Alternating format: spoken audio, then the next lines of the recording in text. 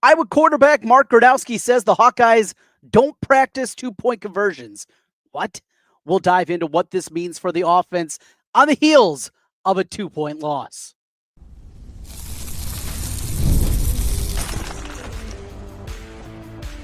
You are Locked On Hawkeyes, your daily podcast on the Iowa Hawkeyes. Part of the Locked On Podcast Network, your team every day. Hey, welcome in. I'm Trent Condon, and this is the Locked On Hawkeyes podcast. Thanks for making Locked On Hawkeyes your first listen every day. We are your daily Iowa Hawkeye podcast with you each and every day. I've been covering the Hawkeyes for over 20 years on the radio, currently on the Iowa Sports Radio Network with stations fanned across the state, Sioux City, Des Moines, Iowa City, Cedar Rapids, and the Quad Cities. Today's episode of Locked On Hawkeyes is brought to you by Game Time. Download the Game Time app, create an account, and use code LOCKEDONCollege for $20 off your first purchase. Today, it's a look back at the press conference. We hear from a number of players, of course, Kirk Ferentz as well, and the big story about two-point conversions. We're going to get into that. And Iowa not practicing two-point plays, just absolutely incredible. We'll also be joined by Elliot Clough. He was in Iowa City for the press conference and talking to the players. We'll get his insight into things from HawkeyeInsider.com. And then we start to turn the page to the matchup against USC, and it's going to be an incredibly difficult one. A Trojan team that is ready to go, and they got a little extra motivation apparently. Oh, man, where have we heard that one before? Yeah, just last week against Oregon. Let's get into it and begin with the story of the day from Iowa City. At the press conferences, the media availability for the players, and the quarterback, Mark Gronowski. So Mark Gronowski had a number of good things to say. I think one of the more maybe eye-opening aspects of what he was talking about is obviously being with his first year in this program, going through it for the first time with this, and talking about Kirk Ferentz. And when he was asked about responding to losses, he said this. I can't say everything he said on Sunday in our meeting after the game, but I was really impressed at how positive he was about the outlook of the rest of the season and how we can approach the rest of the season. How we can just go out there and not have to sit back, but we can go out and attack. We don't have to worry about what has happened before. We've got to continue to attack this week, have positive mindset going into it. It was good to hear his confidence in us as a team, unquote. So that is something that I've said for a long time. I mean, this is one of Kirk's strengths. The highs and lows, the peaks and the valleys just are not as high as they are in most every other program in college football. There's a reason Iowa hasn't lost back-to-back games in 3 years. It's just the way that this program is built, and you celebrate, you're disappointed for 24 hours, and you move on, and that has been a great equalizer for Iowa football in spots where it looks like Iowa's up against it and they've been able to respond. His ability to get his teams to respond is probably, I think, one of the best things that we have about Kirk Ferentz. So he's going through talking about USC, and all of a sudden, towards the end of the conversation, Mark Gronowski, question comes up about two-point conversions. Of course, Iowa takes the lead with 1:51 to go. They go for two, shot into the back of the end zone after a deflected ball. Looked like Kamari Moulton comes down with it. Well, he did come down with it. The unfortunate part is his feet were out of bounds, so the two-point conversion is no good. Instead of a field goal tying you, and you go into overtime, obviously, instead, a field goal beats you. Iowa loses on a walk-off field goal. Well, one play left in the game, and that was that. This is unconscionable. I absolutely can't believe this, and I don't know if this was a misquote, but it can't be. Because then during Kirk Ferentz's press conference a little bit later on, he was asked the same question about two-point conversion. He said, well, we practice, situational things in the red zone. No. Two-point conversions. And especially in today's environment of college football, once you get past that second overtime, that's all it is. Two-point conversions. And to think that you don't practice these plays from the 3-yard line, that this is not something that is not, it's not going to be 25% of your playbook. We hear every single football game when a two-point conversion comes up, coaches have a number of plays set aside. When we get to overtime in college football and having to go for two, we have a number of plays that are set up. Now, the score that scored the touchdown that gave Iowa the lead would have been a great play to use on a two-point conversion. But there's just so many avenues to this. So I got to give you the quote first to Gronowski and give you the full context of what he said, because that, I think, even took it to another level. This is what Gronowski had to say about practicing 2-point conversions. Quote, "To be honest, we don't really practice them. I mean, there might be a couple of times in fall camp we go after some plays, but we practice a lot of plays like 3rd and 5, 3rd and 3, like just in short range right there, which is basically like 2-point conversions, basically, but it's not. A, a 3rd and 3 from your 40-yard line is completely different than a 2-point conversion." Continuing the quote, "We try to not be as gimmicky on those downs. We try to go with plays that we've really practiced in certain situations in that way. But I guess they just haven't really worked out for us this year." There is an understatement. But we have the plays that we've been successful in camp and successful on throughout the season. We've just been unlucky, I guess, on those ones at important times of the game. There it is, the quote from Mark Gronowski. And reading through it again, I just continue to shake my head. This is something that is a huge blind spot for Kirk Ferentz, for Tim Lester, for the whole offensive staff, that this is not something that is a pretty big piece. Because when you look at Iowa historically, they're awful at 2-point conversions. And this should be something that they're working on more. You go back to a year ago, Tim Lester's first season. And what was Iowa's issue? Against Iowa State in the loss early in the season, it was their inability to do anything inside the 5-yard line. Now we have Tim Lester, a year and a half in, year and 2/3 of the way through the season. He is now 0 for 6 in 2-point conversions. All 6 of those plays have been passing plays. They haven't run the football one time. This year, you have a quarterback that by far his greatest strength is his legs, and you're not utilizing that. Iowa is built with the ground game, and you're not utilizing that. I can't wrap my mind around it. Chad Leistikow over at the Des Moines Register had a lot of really good parts in his column about this. 7 consecutive misses for Iowa, 6 straight under Tim Lester. All 6 of those plays have come out of shotgun, taking away at least some kind of thought that maybe Iowa will run the ball from the 3-yard line. Getting 3 yards, even a condensed, feels like it's a little better shot than Iowa trying to throw the football, certainly during this time. The Iowa State game last year, as a whole in college football, about 46% success rate. That's what you're looking at last season. I think it was a tick higher this year in a number that I saw that came from AI, so you're not exactly sure about that one. And overall, that's not just a Tim Lester problem. Iowa is 4 for their last 21 in 2-point conversions. It's something that needs to change. And certainly in a program like Iowa that's going to play close games, that's going to come down to the wire, that points are at a premium. And it feels like an afterthought. And that shouldn't be. Now, I don't know if the USC game is going to come down to a 2-point conversion. I don't know if it's going to be something that this is going to be a big issue again the rest of the year. Let's hope it's not, because it's been so poor for Iowa. However, this is something that needs to be looked at in the offseason. This has to be something that is reevaluated. And credit to Kirk Ferentz, because normally when things need to be reevaluated, they have to. And they've done that. And they've done a good job. But this one just leaves you scratching your head. And how this can be the case for Iowa football.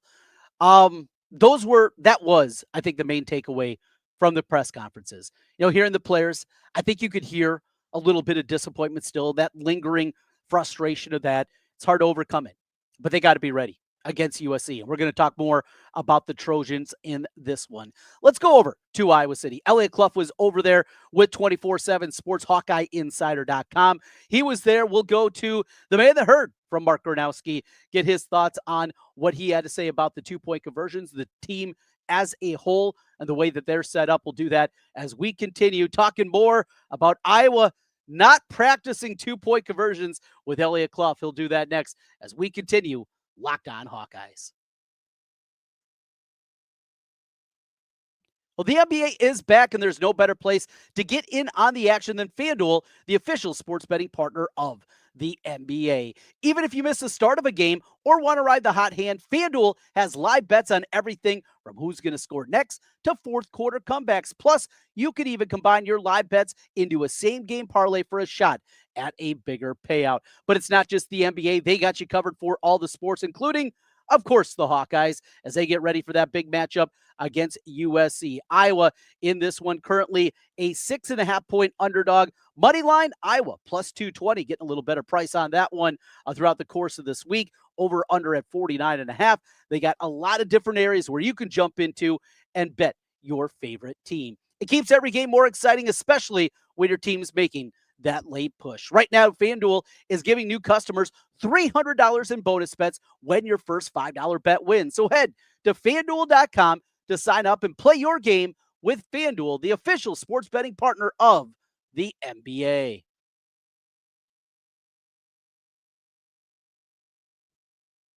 At the Iowa City. Elliot Clough is there, 24/7 Sports, HawkeyeInsider.com. He joins us as he waits for Kirk Ferentz an hour from now. Elliot, Trent, Ken, as always, thank you. Appreciate what you do for us on these Tuesdays. Mark Gronowski met with you guys earlier. Man, I felt bad for the 60,000 who, shivered in the mist or whatever it was on Saturday. Had one of those moments right at the end of the game where it felt like, just euphoric, I have to assume, only to have it stolen away. No, more than stolen. Oregon earned it. That was a hell of a throw. But Gronowski, is the team over? Or are they still talking about it? Yeah, I would imagine that in the building, guys aren't talking about it. Of course, we had to ask about that today. You can kind of, maybe I'm misreading it, but you can kind of feel it maybe on social media and in the fan base and when talking to other people around the team, but it does still feel a little heavy around Iowa City. I can't lie. The players won't tell you that. I don't think that those conversations are happening behind the scenes in the building, but you definitely have to feel for a fan base that felt like they finally got that first top 10 win in a while, first top 25 win in a while, saw it in front of them and then taken away from them in a matter of 2 minutes. But yeah, we get to go down on the field for the final 5 minutes of the game, and Kinnick erupted in a way that I haven't seen when Mark scored, and to have it taken away, like I said, is just brutal. But back to the grindstone, and Kirk Ferentz's teams will always operate as such. Haven't lost back-to-back games in 3 years. It's something that's been a stalwart, bouncing back and not letting things linger, and that's maybe one of the greatest strengths of Kirk Ferentz as a coach. So, reading through your conversation with Gronowski, there were some fun things in there. We found out that on the road, they like to use the phrase FEE, F-E-E, and you can maybe imagine yourself what the F-E-E stands for, that one, when they're on the road. His celebration with the little 6-7, which Ken loved, I'm sure the 6-7 celebration. But then I became infuriated because the question came up about 2-point conversions, and he says that they don't really practice them. What in God's name is going on here? They have sucked at this for the better part of a decade, and now we know why. They don't practice 2-point conversions. Yeah, I was a little bit surprised to hear that. I don't know if I've loved the play calling from Tim Lester this season in those 2-point situations. To a degree, I kind of understand where he's coming from. Like, you just got to get those 3 to 5, or, the 3 yards. But at the level of import that those 2-point conversions have come to be this season, you'd think, maybe they're, the way it sounded was they operate as if it's, 3rd and 3, 4th and 3, what have you. And I get that. It's just a really condensed area of the field, and it's hard to convert on these, clearly. Gronowski described it as unlucky. I don't know if it's unlucky if you're not actively practicing it so much as, and I don't even know that they're not prepared, but it was a bit of a surprise to hear that, to tell you the truth. Especially, like I said, and like you said, the better part of a decade and not really working, and them just narrowly missing on that 2-point that they needed so bad. Kamari Moulton lamented today that he said he needs to work on his toe tapping skills. Of course, he didn't expect the ball to come to him, but yeah, I was a little surprised to hear that. I don't know if that'll change, but something's got to change on those 2-point conversions, because, It doesn't happen a lot, but when you do go for two in football games, generally speaking, it matters quite a bit. It mattered on Saturday, and of course they didn't convert. So something should change on that front. Yeah, too bad he wasn't a size 10.5 instead of a size 11. Who was it? It was Durant in the NBA. Remember that? Yes. Kind of felt that same way. You know, Elliot, there was a time probably, I don't know, 6 weeks ago or so when we were batting around, most valuable player on defense or what Hawks having the best season on defense. And for me, it wasn't even close. It was Aaron Graves who was just standing on, and he still does. Don't get me wrong.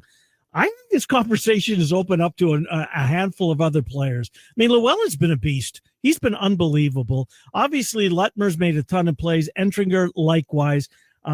Those would be my guys, but it's more than just Aaron Graves. And I'm probably missing somebody that should be in the conversation. Graves was early, but man, he's got some company now. Phil Parker's defense, who will be tested on Saturday, by the way, they've certainly stepped up. They did. And, for the play that everybody's going to remember, TJ Hall, to me, has been the best player on the defense this season, has really reached an elite level. The Malik Benson and, Dante Moore, like you said, that was an absolute dime of a throw. That was probably the best throw I've seen on the beat. And Benson was so good. And one of the best things about elite receivers is they don't indicate that the ball's coming. And that's what TJ Hall shared today. It's like he reached his hand out at the very last second, and TJ still almost got his hand in there to put it in the dirt. But again, I think there was discourse on Twitter, people saying that he should have turned his head around. That's just not true, because that's how Malik Benson gets a step. That's how that's a touchdown instead of a field goal. So that's just inaccurate. One, and two, TJ Hall has been so, if there's anybody you want in coverage there, it is TJ Hall with this team, because he has really reached an elite level, all Big Ten, potentially, and maybe honorable mention All-American type of conversation.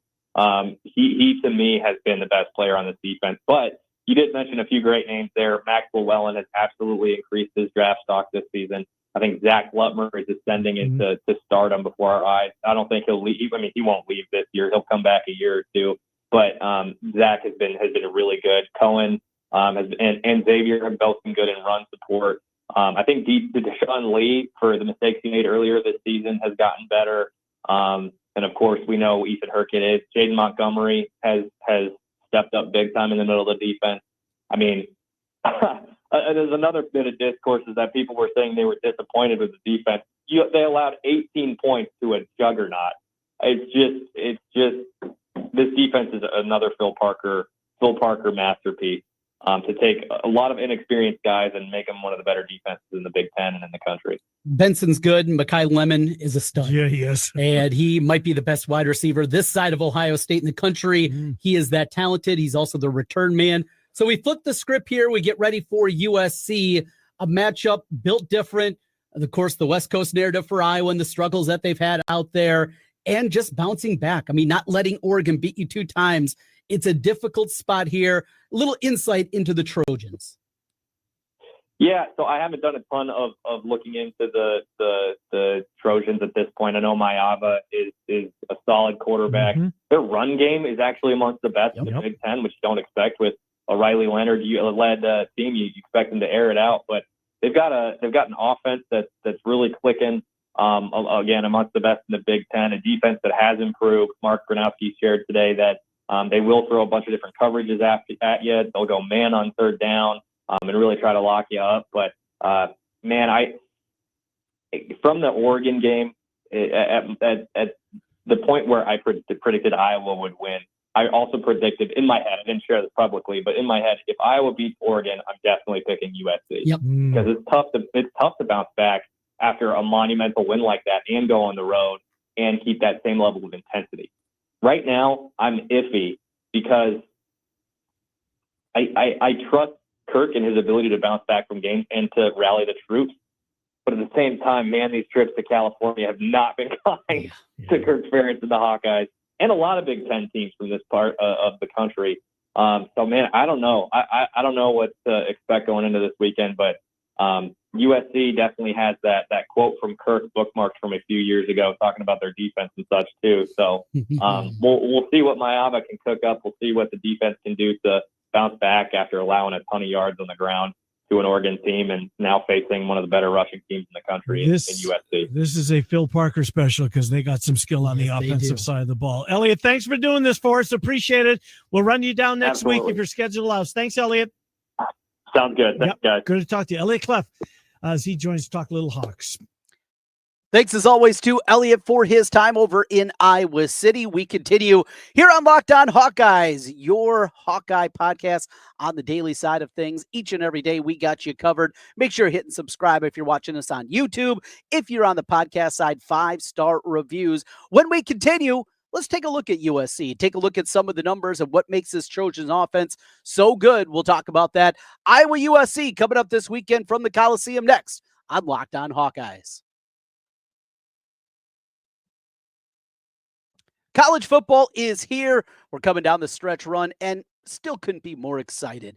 Anytime you get a chance to watch your team, it is incredible. The tailgates, the rivalries, everything that you want in college football. But let's be real. Actually getting tickets can feel more like a battle than the game itself. Endless queues, hidden fees, prices jumping for you when you get to the checkout. That's why I use Game Time. It's the app that gives the advantage back to the fans. It's the easiest way to score last-minute tickets at the best prices with no surprise fees. What you say is what you pay, and something that I absolutely love about the Game Time app. Maybe you're heading to LA this weekend to watch the Hawkeyes in action against the Trojans. Ton of great deals right now up there on the Game Time app, or it is senior day coming up, and the final time we'll get to see the Hawkeyes in Kinnick Stadium this season. The final game coming up a couple of weeks against Michigan State, all there on the FanDuel app. It's cheaper, faster, and less stressful than any other way that I bought tickets before.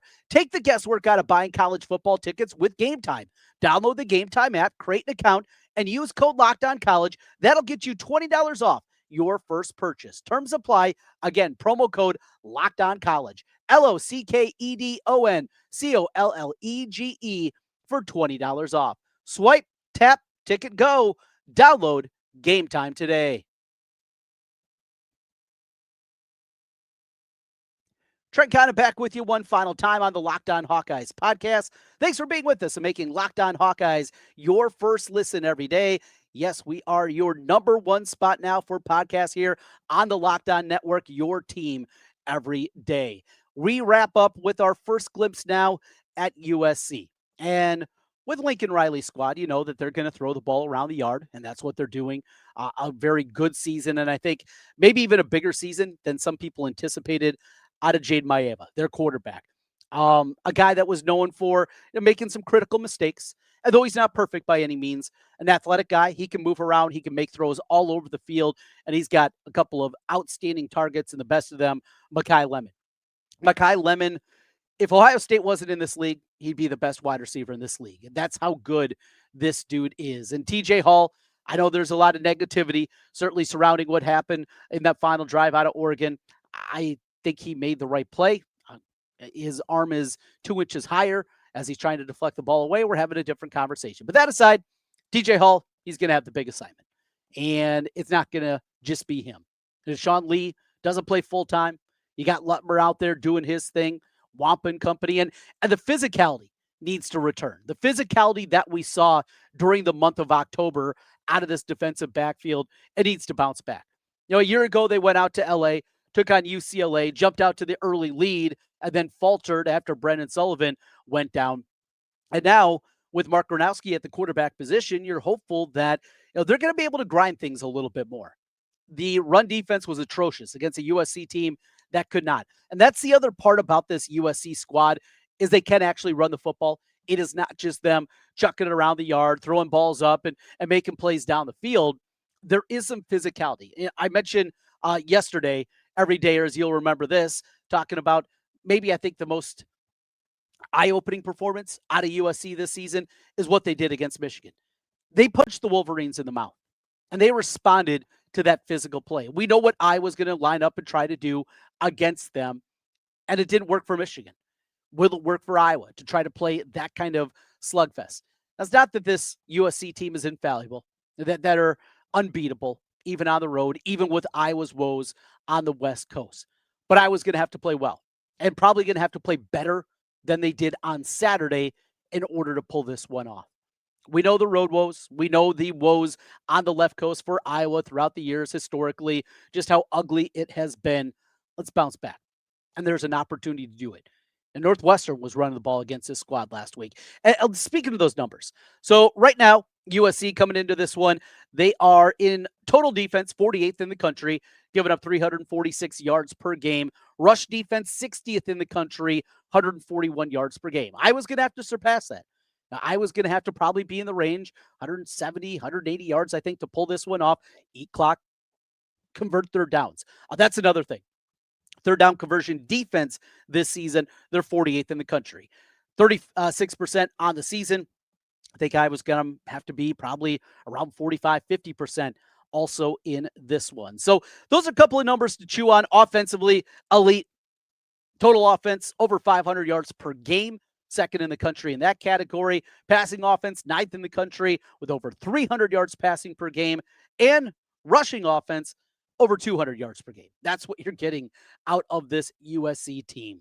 They're going to be high-powered. They're going to be ready to go. Defense is going to have to play better all over the field, both against the run and against the pass, if they're going to pull this off. We'll dive deeper into the matchup against the Trojans. And a quote, Elliot brought that up, that Kirk Ferentz made a couple of years ago. Maybe misconstrued, but after Oregon last week, I think we're used to fan bases and maybe even programs misconstruing things that were said. We'll tackle that a little bit more on tomorrow's show. Odd week. The Iowa basketball team is off. Played last Friday against Western Illinois. Got the win. Not quite as fun as the first one was. There were some lulls in that game against Western on Friday night. Now they get ready for Xavier. We mentioned Xavier got beat up and ran out of the gym against Santa Clara. We'll see what Coach McCullum's squad's got for us coming up on Friday night.